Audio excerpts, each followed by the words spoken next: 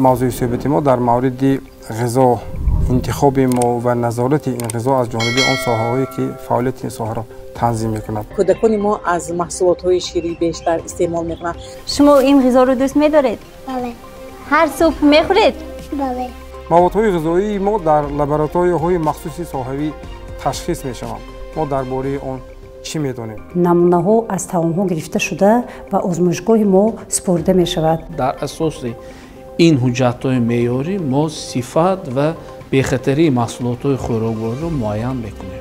نتیجه تحصیل گرفتن بعد به فروش برآورده می‌شود. پس هنگام استعمال غذا به ترکیب و صفت و صنایع استحصالی آن اهمیتی خاص دهید.